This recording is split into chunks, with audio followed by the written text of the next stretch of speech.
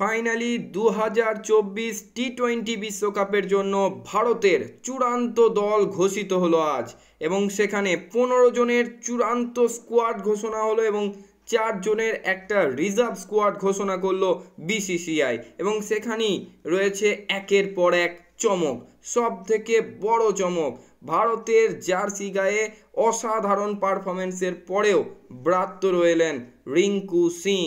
চূড়ান্ত 15 জনের দলে জায়গা পেলেন না রিঙ্কু সিং এবং এবারের মতো প্রথমবারের জন্য টি-20 বিশ্বকাপে সুযোগ পাচ্ছেন যারা মোহাম্মদ সিরাজ, যশস্বী জয়সওয়াল, সঞ্জু স্যামসন, কুলদীপ যাদব, শিবম দুবেরা।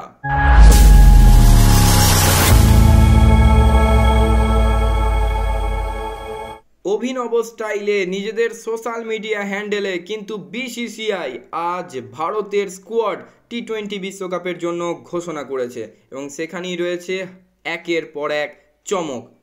কোচ রাহুল দ্রাবিড়, প্রধান নির্বাচক অজিত আগারকার ঘোষণা করলেন এই টি-20 বিশ্বকাপে ভারতকে নেতৃত্ব দিতে চলেছেন রোহিত শর্মা এবং তার ডেপুটি হিসাবে থাকছেন হার্দিক পান্ডে।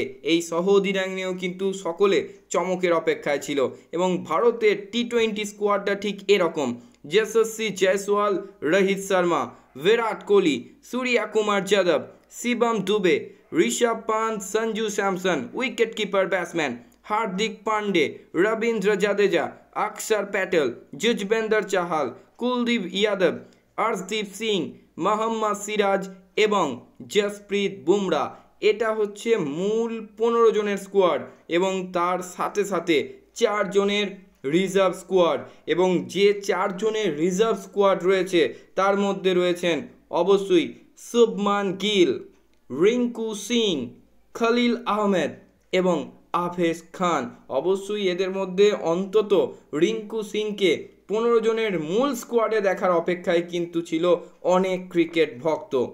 এই স্কোয়াডের অন্যতম গুরুত্বপূর্ণ বিষয় সঞ্জু স্যামসনের কিন্তু সিলেকশন।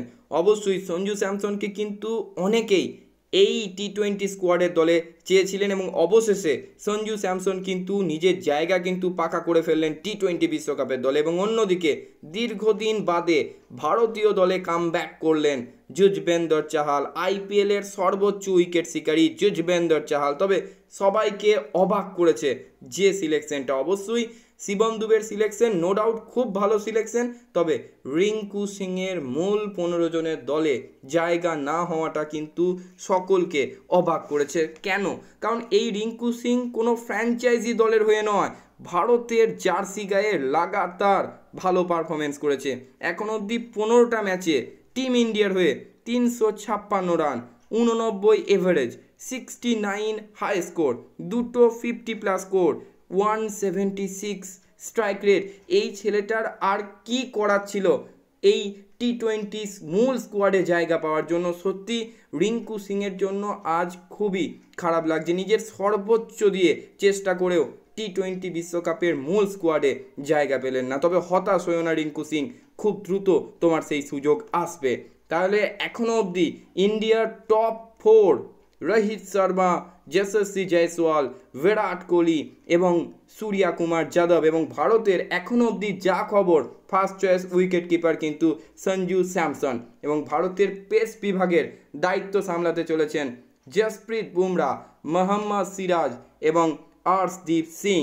এই দল নির্বাচন শুধু যে রিঙ্কুর জন্যই খারাপ গেল সেরকমটা নয়, আরও একজন, তার নাম রবি বিষ্ণোই। এই মুহূর্তে তিনি টি-20 বোলারদের তালিকায় 6 নম্বরে আছেন। তারপরেও তার কিন্তু মূল স্কোয়াডে কেন একটা রিজার্ভ স্কোয়াডেও কিন্তু জায়গা হলো না। সত্যি ব্যাড লাক রবি বিষ্ণোয়ের। দেখুন এই 15 জনের স্কোয়াডে অনেক পজিটিভ সাইন রয়েছে, যেমন অবশ্যই শিবম দুবের যোগদান, সঞ্জু স্যামসনের যোগদান, অক্ষর প্যাটেলের ইনক্লুশনস। তবে রিঙ্কু সিংয়ের মতো প্লেয়ারদেরকে কিন্তু ব্রাত্য করাটাও কিন্তু মোটেই ভালো লাগেনি অনেক ক্রিকেট ফ্যানেদের। তারপরেও আমাদের পূর্ণ সাপোর্ট থাকবে আমাদের প্রিয় টিম ইন্ডিয়ার প্রতি, যারা এই টি-20 বিশ্বকাপ যেন জয় করে ফিরতে পারে, আমাদের নজর সেই দিকেই থাকবে। তবে শুধু রিঙ্কু বা শুধু রবি বিষ্ণোই নয়, আজকের এই স্কোয়াডে ব্রাত্য হয়েছেন কেএল রাহুল, ঈশান কিষান, দীনেশ কার্তিক এবং নটরাজন, সন্দীপ শর্মা, ঋতুরাজ গায়কোয়াড়ের মতো অনেক বড় বড় নাম। আজকের মতো ভিডিও এই পর্যন্তই। সকলে খুব ভালো থাকুন, সুস্থ থাকুন এবং ক্রিকেট সংক্রান্ত যাবতীয় আপডেটের জন্য আমার ইউটিউব চ্যানেলটিকে সাবস্ক্রাইব করে আমার সব সময় পাশে থাকুন।